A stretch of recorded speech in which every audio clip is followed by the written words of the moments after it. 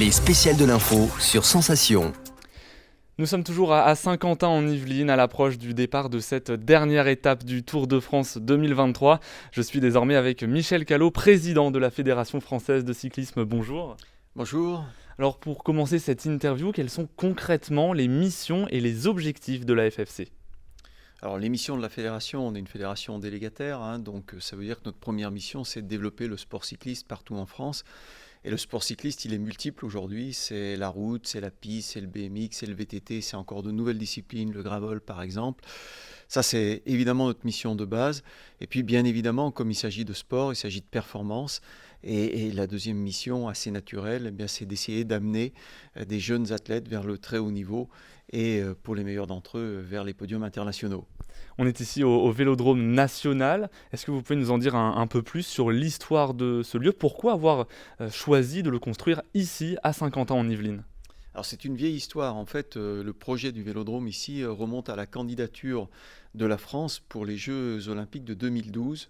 Malheureusement, ça a été un échec, puisque les Jeux ont été attribués à Londres.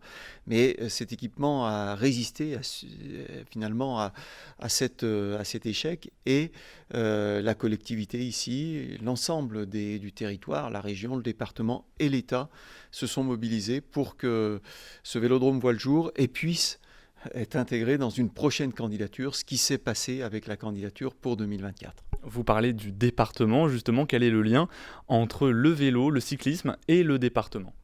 Alors je pense que le département a placé le vélo parmi ses sports prioritaires avec d'autres installations, je pense au golf, je pense à l'équitation, mais le vélo fait vraiment partie de la politique du département. Et bien évidemment, ça a de la résonance par rapport aux infrastructures, le vélodrome, le stadium BMX, l'aménagement de la colline d'Elancourt pour le VTT où se dérouleront également les Jeux Olympiques. Et puis c'est le lien, je crois, dans le département entre une politique vers le sport, vers le haut niveau, mais aussi une politique à travers le vélo vers la mobilité et tout ce qui tourne autour de ces sujets de société aujourd'hui. Alors, Rambouillet en 2019, Chatou en 2021 et Saint-Quentin en Yvelines en 2023. Donc aujourd'hui, depuis plusieurs années, les Yvelines accueillent le départ de la dernière étape du Tour de France. Une convention avait été signée à l'époque. Pourquoi ce choix d'accueillir cette dernière étape dans les Yvelines jusqu'aux Jeux Olympiques et Paralympiques ? Je pense que c'est un marqueur fort pour la politique vélo du département. La dernière étape du Tour de France, elle est très symbolique. Elle concentre évidemment beaucoup de médias puisque c'est la touche finale à l'épreuve.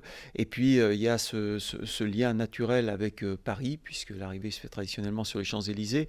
Et cette convention, elle a inscrit dans le temps surtout et la possibilité également de tourner entre les différentes villes du département, ce qui me semble une excellente chose. Merci beaucoup Michel Callot d'avoir été avec nous sur Sensation. Les spéciales de l'info.